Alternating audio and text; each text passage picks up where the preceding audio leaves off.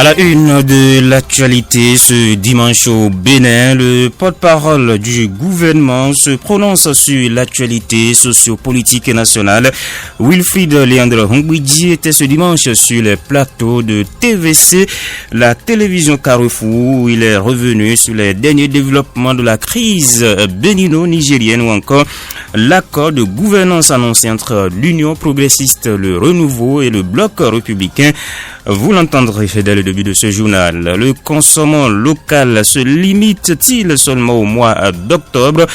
Beaucoup répondront certainement par l'affirmatif, mais le directeur départemental de l'industrie et du commerce de l'Atlantique dit le contraire. La dynamique pour la consommation des produits locaux se poursuit au-delà du 10e mois de l'année.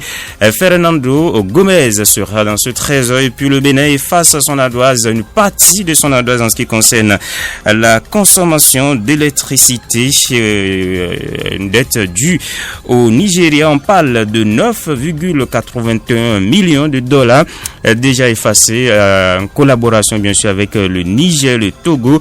Restez avec nous pour savoir davantage. À suivre les nouvelles sur le continent, l'actualité sportive, sans oublier le résumé de l'actualité de ces derniers jours au Bénin. Ce sera en toute fin d'édition. Merci de vous installer confortablement.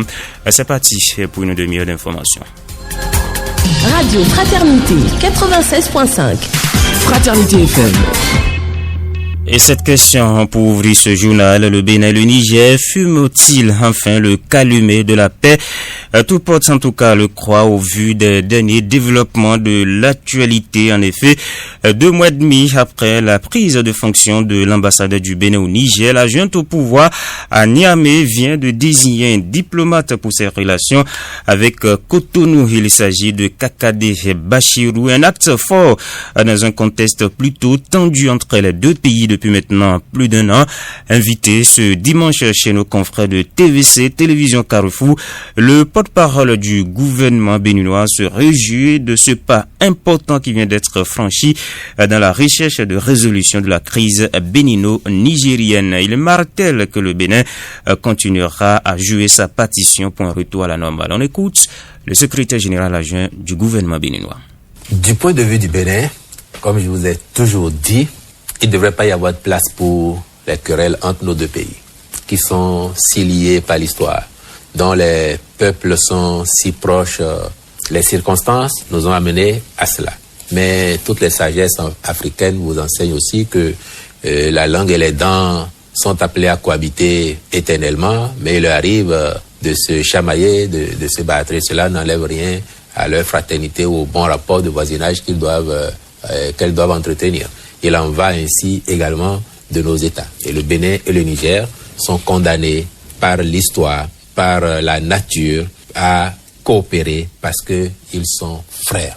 Donc, passer les moments de friction évidente, tout ce qui peut être fait ou a pu être fait, tout ce qui pourra être fait pour consolider la dynamique qui est en cours, le Bénin accomplira sa partition et le Bénin est certain que les autorités nigériennes sont également dans cette dynamique désormais et que petit à petit, à terme, nous arriverons à un niveau de normalisation appréciable pour nos deux pays et surtout pour nos deux peuples. C'est un secret de polichinelle. Le dégel ne serait effectif qu'après la réouverture des frontières terrestres entre les deux pays. Ces frontières restées fermées à Malanville au lendemain du coup d'État du 26 juillet 2023 à Niamey, appelé à se prononcer sur cette probable réouverture des frontières. Voici ce que répond le porte-parole du gouvernement béninois, Wilfried Léandre Hongwidji. Et par rapport à la frontière, oui. Ça, je ne saurais vous dire actuellement. La seule chose que je sais vous dire, c'est que nous avons accompli tout ce que nous devrions faire. Et nous avons bon espoir que de l'autre côté aussi, très bientôt, ce sera le cas. On croise les bateaux aussi, les bateaux chinois ont repris les chargements.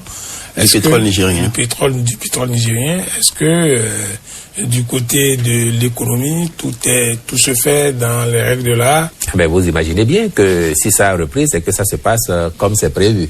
Donc, toutes les parties jouant leur partition, du côté béninois comme du côté nigérien et même du côté chinois, à ce jour, je n'ai eu l'écho d'aucune friction, d'aucune situation qui serait de nature à nuire à la bonne économie de ce dossier. Donc, je crois que tout se passe comme il faut.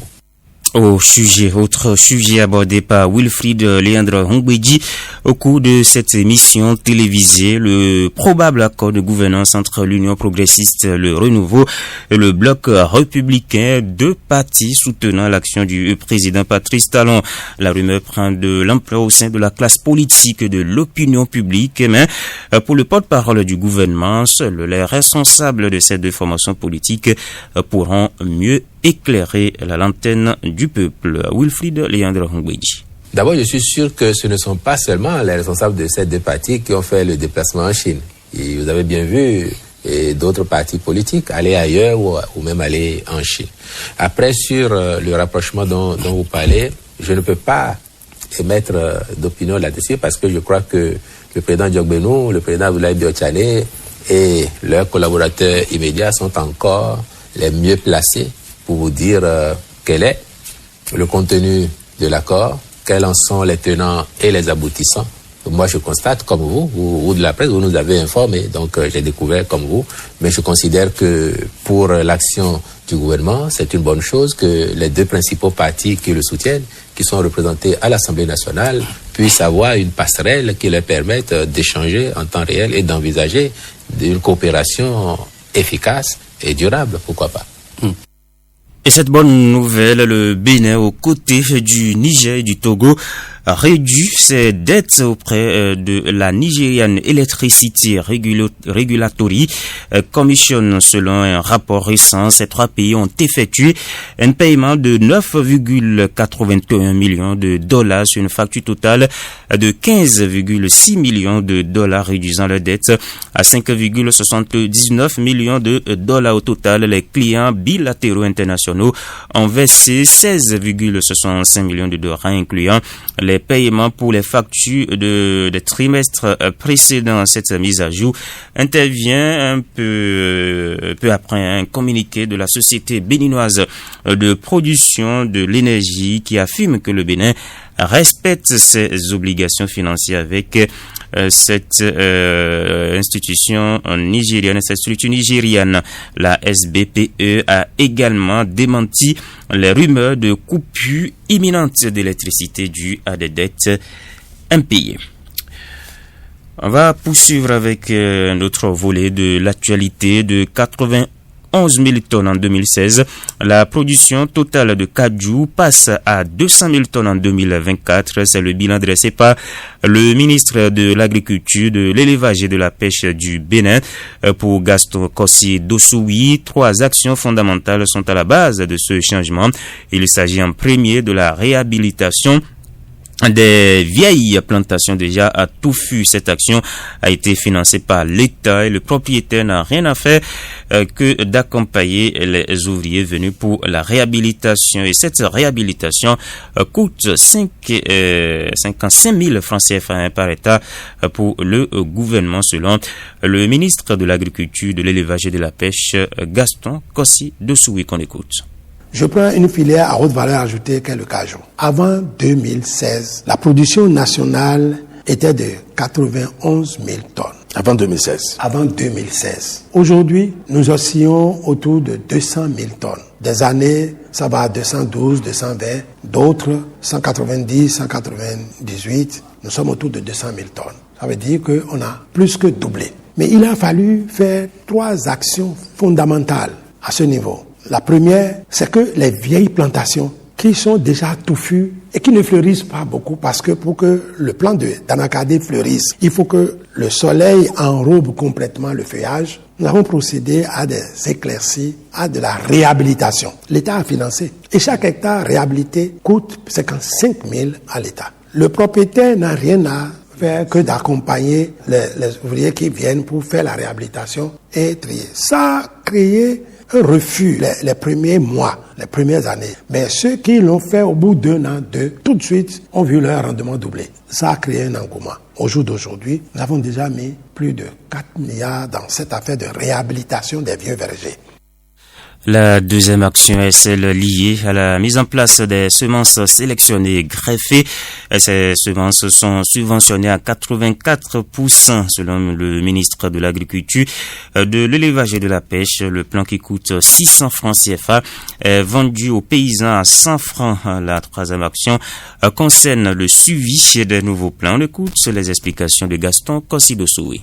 La deuxième action forte que le gouvernement a eu à faire, c'est de mettre en place des semences ou des plants sélectionnés, greffés, mais subventionnés à 83-84%. C'est-à-dire le plan qui coûte 600 francs, le paysan ne paye que 100 francs pour l'obtenir et le mettre en terre. La troisième action que nous sommes en train de mener aujourd'hui, c'est que nous avons fait le constat que la survie des nouveaux plants mis en terre avec une autre géométrie, au lieu d'avoir 120, 110 plants à l'hectare, avec 80 plants à l'hectare, nous pouvons compléter l'hectare et cultiver là-dedans pendant 3 ans, 4 ans, 5 ans. Nous voyons que la survie des plants n'est pas à 100%. Et nous mettons aujourd'hui les ressources en place pour que les pépiniéristes fassent le régarnissage de ces plants, les entretiennent pendant 4 à 5, 6 mois même, pour qu'on soit sûr que les plants ont survécu. Et fort de ça, maintenant, ils seront faits. Un nouveau contrat est en train d'être signé avec les pépiniéristes.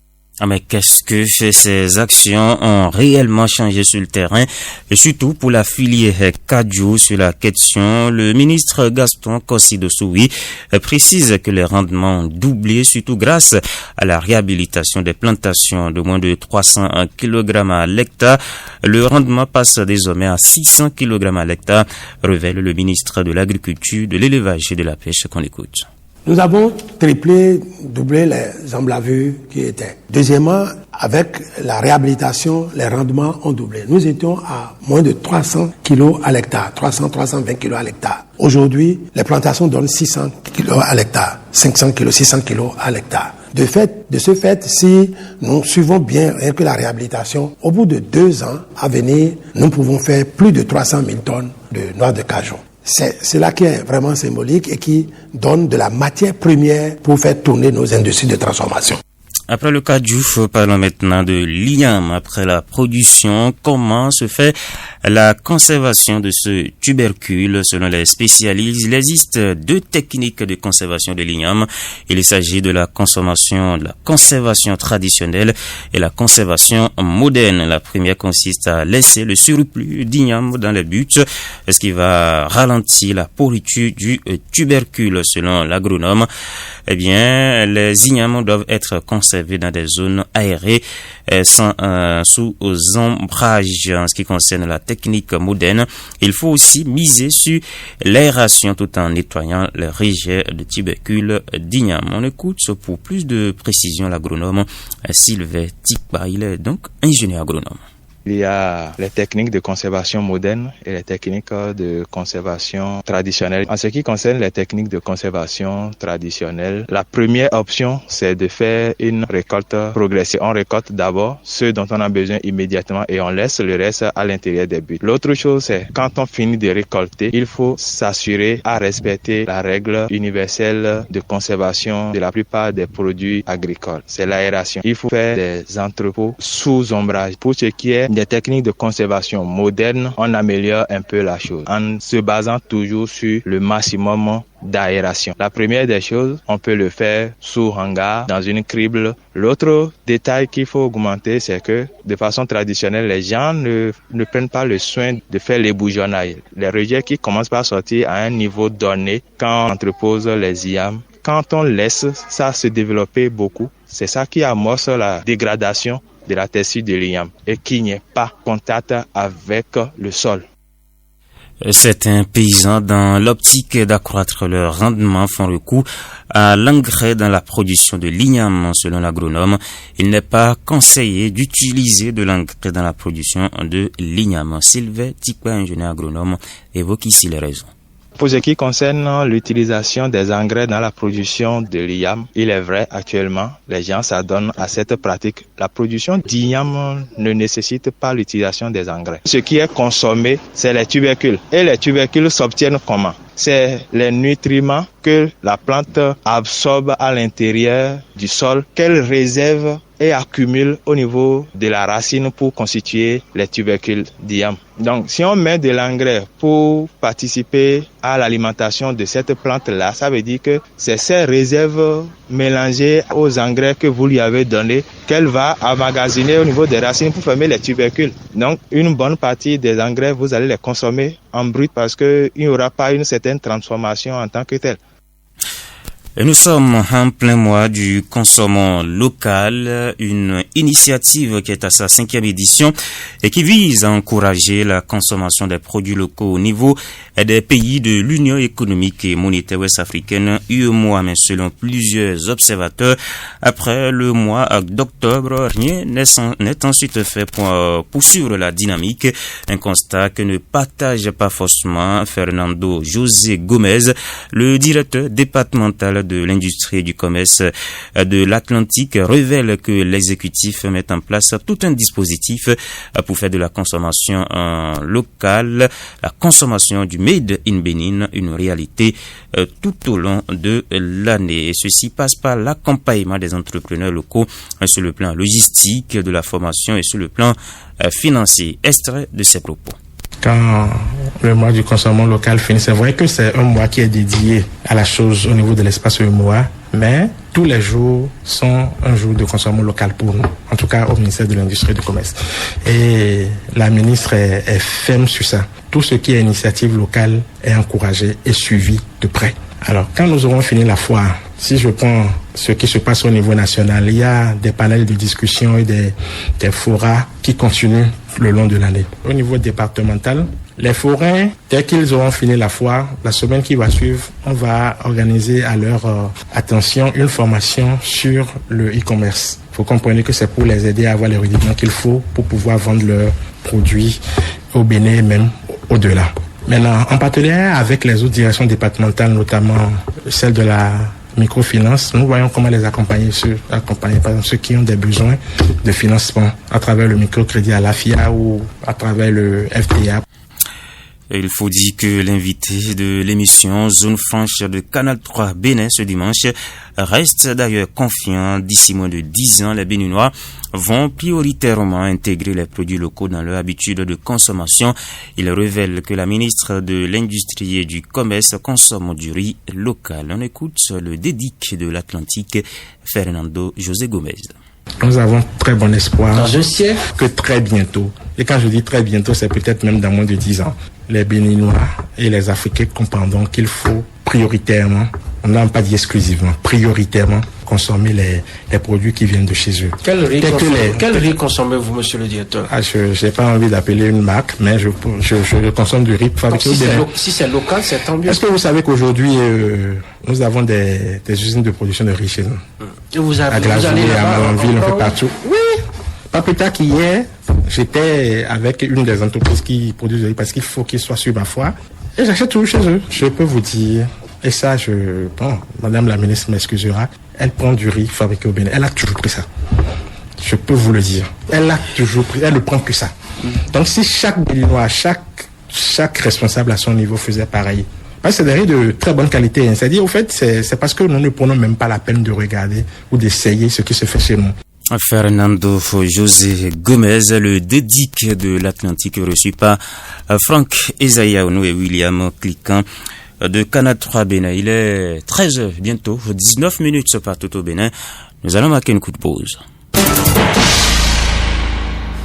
Fini les méthodes archaïques dans la gestion des notes des apprenants au niveau des lycées et collèges du Bénin. Vous l'avez compris, nous parlons maintenant éducation.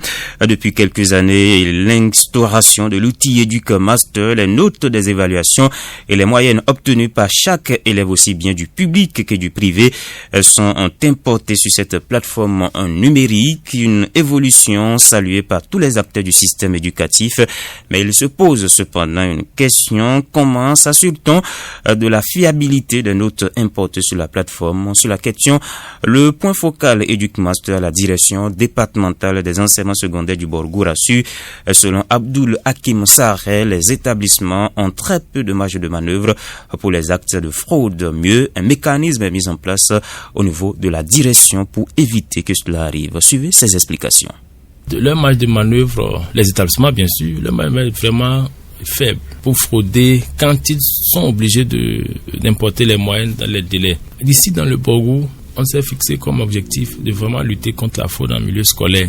Et chaque année, après l'importation des moyens sur la plateforme, il y a que chaque établissement passe à la direction départementale déposer son rapport de fin d'année. Il y a une commission qui est mise sur place, qui est souvent dirigée par le chef du secrétariat, qui prend également les cahiers de notes de certaines classes, de certaines promotions, et on confronte les moyennes sur la plateforme, les moyennes qui ont été mises dans les rapports de fin d'année et les moyennes contenues dans les cahiers de notes. À l'issue de ces travaux, il y a un rapport qui est fait et parfois il y a des élèves qui sont rétrogradés en classe inférieure. On interpelle les chefs d'établissement qui s'expliquent et il y en a qui reconnaissent que les moyennes qui ont été portées pour faire passer un tel ou un tel n'étaient pas appropriées et de facto on leur demande de rétrograder les apprenants. Ça s'est déjà passé. Reçu sur l'émission Terminus de Fraternité FM, Abdul Hakim Sarr est revenu par ailleurs sur les avantages de cet outil. Et l'un de ces avantages est que DucMaster a contribué à réduire considérablement les candidatures fantaisistes à l'examen du brevet d'études du premier cycle BEPC de 25 000 candidats environ. Et à plus de 5 ans, le nombre de candidats au BEPC dans le Borgou oscille aujourd'hui autour de 10 000, révèle le point focal et DucMaster dans le Borgou. On l'écoute. Le département du Borgou a été déjà premier au plan national à l'examen du BPC. Oui. Pas 2 fois déjà. Ce n'est pas rien. Ce n'était jamais arrivé avant l'événement de DucMaster. Même si ce n'est pas DucMaster qui a fait ces résultats-là, en tout cas, ce n'était pas arrivé. Et DucMaster a peut-être contribué. Absolument. Parce qu'au moment où nous venions dans ce département, en 2018, l'effectif présenté au BPC voisinait les 25 000 candidats. Oui, les 25 000 candidats. Mais depuis que la candidature au BPC a commencé par prendre part à DucMaster, mais l'effectif s'est vu réduit drastiquement. Actuellement, nous tournons autour de 10 000 candidatures. Car avant, tout le monde pouvait rester dans son coin là, se faire établir des bulletins, aller se faire inscrire dans un établissement en classe de 3e et dire qu'il est candidat au BPC. Maintenant, c'est passé, c'est fini ça. Voilà. Maintenant, il faut que sur la plateforme, votre cursus soit sérieusement établi.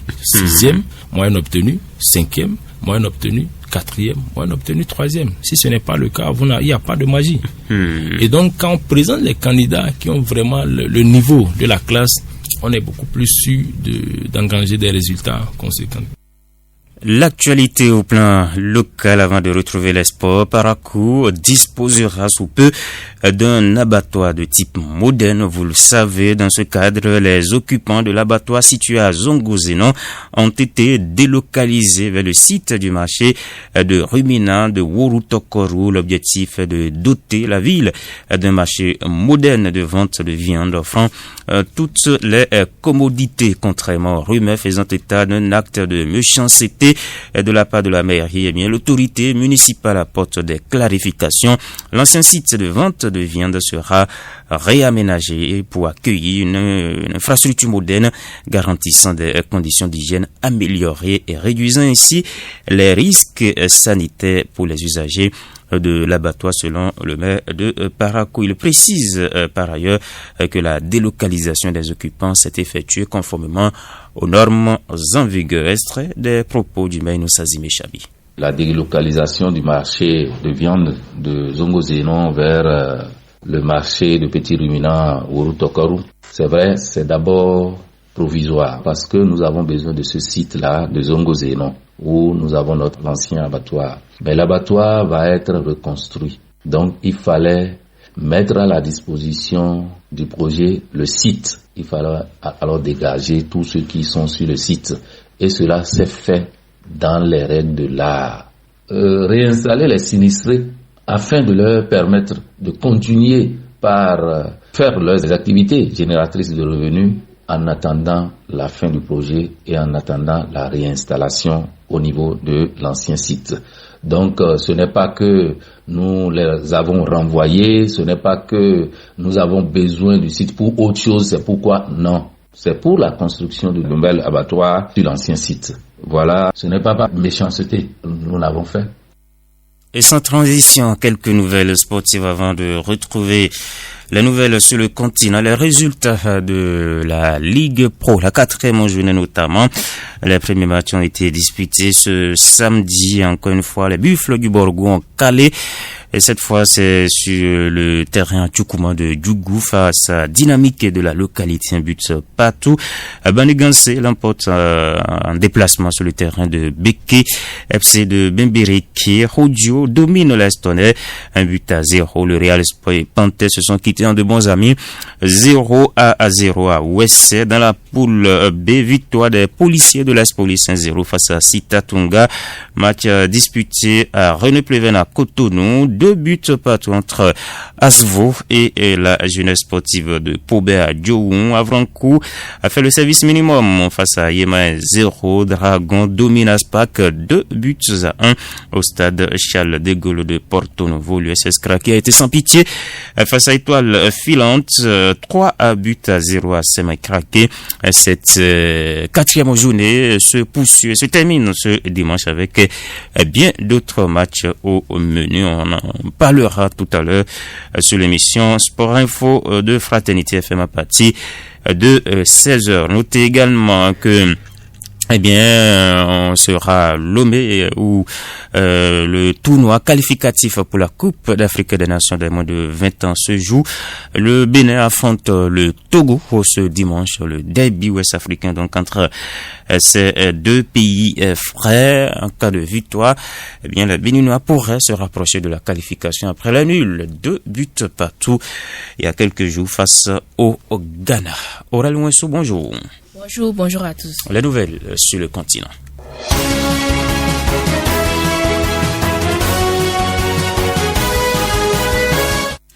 Nous atterrissons au Sénégal. Le Sénégal où Macky Sall et l'Alliance pour la République dénoncent l'arrestation de Gueye. C'est bien cela, Effectivement, l'Alliance pour la République présidée par Macky Sall a réagi à l'arrestation de Bougane Gueye, membre de la coalition Samsa Kadou.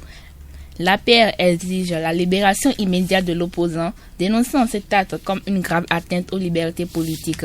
Selon le communiqué, Bougane Gueye, accompagné de ses camarades, se rendait à Bakel pour apporter son soutien aux sinistrés de la région lorsqu'il a été stoppé par la gendarmerie nationale. La gendarmerie, quant à elle, déclare que l'opposant avait été arrêté pour avoir forcé un barrage des forces de l'ordre. Ils avaient demandé à son cortège de s'arrêter temporairement avant de laisser passer le convoi du président de la République en déplacement dans la même localité pour des raisons sécuritaires. Au Tchad, le pays commémore le 2e anniversaire du Jeudi Noir. Les Tchadiens commémorent ce dimanche 20 octobre le 2e anniversaire du Jeudi Noir, un nom qu'ils donnent à la sanglante répression des manifestations organisées il y a 2 ans pour exiger le départ des militaires au pouvoir. Pour tous ceux qui ont perdu un proche, l'événement reste un souvenir douloureux. Le gouvernement, qui considère ces événements comme une insurrection, reconnaît que la répression a fait 113 morts. Plus de 300 personnes auraient été tuées lors de ce Jeudi Noir, selon les organisateurs de la mobilisation. Merci à vous, Aurel. Selon qu'au Cameroun, plusieurs grandes villes du pays sont également plongées dans le noir pour coupure d'électricité. C'est terminé pour cette édition. Mais avant de prendre congé de vous, le rappel de l'essentiel en titre. Le porte-parole du gouvernement se prononce sur l'actualité sociopolitique nationale. Wilfried Léandre Ngwedi était ce dimanche sur les plateaux de TVC où il est revenu sur les derniers développements de la crise bénino-nigérienne ou encore l'accord de gouvernance annoncé entre l'Union progressiste, le Renouveau et le Bloc républicain. Vous l'avez suivi dans cette édition. Le consommant local se limite-t-il seulement au mois d'octobre? Beaucoup répondront certainement par l'affirmatif, mais le directeur départemental de l'industrie du commerce de l'Atlantique dit le contraire. La dynamique pour la consommation des produits locaux se poursuit au-delà du 10e mois de l'année. Fernando José Gomez était dans ce 13h. On a parlé également de cette bonne nouvelle. Le Bénin qui efface une partie de son ardoise en termes de dette d'électricité due au Nigeria. On parle de 9,81 millions de dollars, plusieurs milliards de francs CFA. qui ont été versés au Nigeria en accord avec le Niger et le Togo. Vous avez eu les précisions dans cette édition. On a parlé sport, on a également parlé Afrique avec notamment un opposant qui a été arrêté au Sénégal. Macky Sall est monté au créneau pour dénoncer cette arrestation. Vous avez eu les détails avec Aurel Winsou. Et ce sera donc tout pour cette édition. Jacques Debécheté en direct chez vous. Collaboration technique Christian Avossetin. Ne décrochez pas puisque juste après moi, vous avez rendez-vous avec Karine Gagui. C'est pour le rétro hebdomadaire de cette semaine qui s'achève. Et quant à moi, on se donne rendez-vous tout à l'heure à partir de 16h pour l'émission Sport Info. Beaucoup de choses à se dire. Ne manquez pas le rendez-vous. C'était le journal sur Fraternité FM.